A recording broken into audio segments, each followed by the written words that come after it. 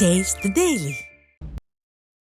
திருவள்ளூர் மாவட்டம் பொன்னேரியில் உள்ள Tamil Nadu doctor J Jayalalithaa மீன்வள பல்கலைக்கழகம் மற்றும் டாக்டர் எம்ஜிஆர் மீன்வளக் கல்லூரி மற்றும் ஆராய்ச்சி நிலைய தற்காலிக பணியாளர்கள் பணி புறக்கணிப்பு போராட்டத்தில் ஈடுபட்டுள்ளனர். தற்காலிக பணியாளர்களாக பணியாற்றி வரும் 50க்கும் மேற்பட்டோர் அடிப்படை ஊதியம், சம்பள உயர்வு, பணி நிரந்தரம் உள்ளிட்ட பல்வேறு கோரிக்கைகளை வலியுறுத்தி கல்லூரி நுழைவு வாயில் முன்பு போராட்டத்தில் ஈடுபட்டனர்.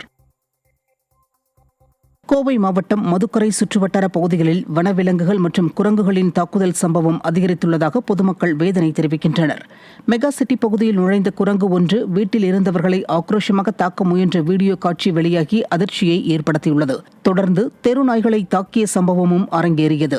வனவிலங்குகள் தாக்குதலை தடுக்க திறனற்ற திமுக அரசின் வனத்துறை உரிய நடவடிக்கை எடுக்க பொதுமக்கள் வலியுறுத்தியுள்ளனர்.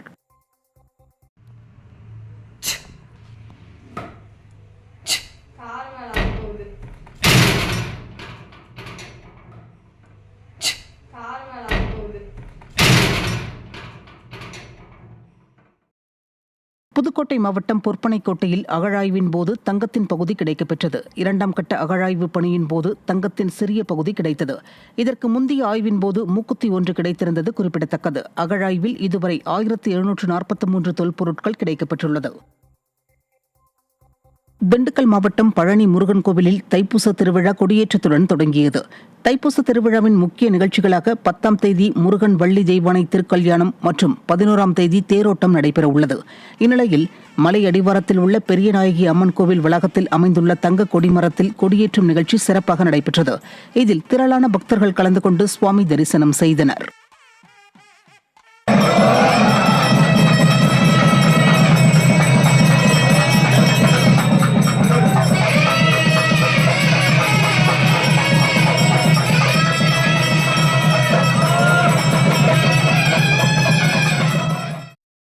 தாம்பரம் மாநகராட்சிக்குட்பட்ட நவமணி 1வது குறுக்கு தெருவில் உள்ள சாலை குண்டும் குழியுமாக இருப்பதால் வாகன ஓட்டிகள் ஆபத்தான நிலையில் பயணிக்கும் நிலை உள்ளது.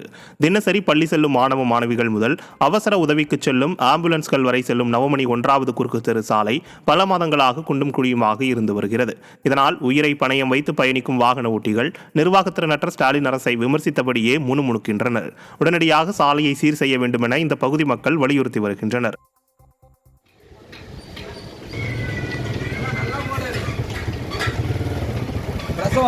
சீக்கிரமா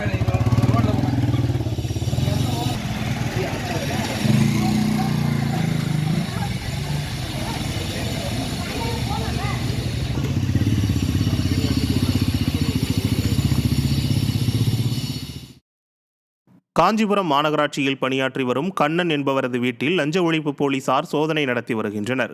வருமானத்திற்கு அதிகமாக சொத்து சேர்த்துள்ளதாக எழுந்த புகாரில் டெம்பிள் சிட்டி பகுதியில் உள்ள கண்ணனின் வீட்டில் சோதனை நடைபெற்று வருகிறது.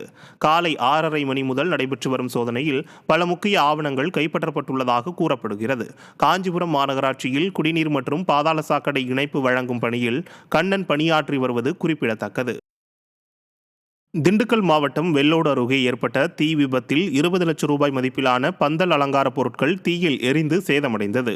வெள்ளோடு அருகே கரட்டலாம்பட்டி கிராமத்தில் சுப நிகழ்ச்சிகளுக்கு மேடை அமைப்பது உள்ளிட்ட அலங்கார பொருட்கள் வைத்திருந்த குடோனில் புதன்கிழமை அதிகாலை 5 மணியளவில் மின்கசிவு காரணமாக தீ விபத்து ஏற்பட்டது.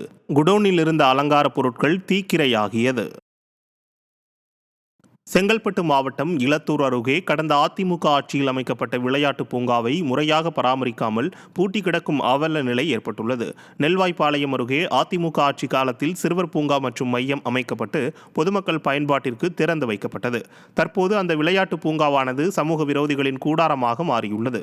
அரசியல் காழ்ப்புணர்ச்சி காரணமாக அம்மா விளையாட்டு பூங்கா பூட்டி கிடப்பதாக குற்றம் சாட்டியுள்ள பொதுமக்கள் திறனற்ற ஸ்டாலின் அரசின் அதிகாரிகள் பூங்காவை முறையாக சீரமைக்க வேண்டுமென கோரிக்கை விடுத்துள்ளனர்.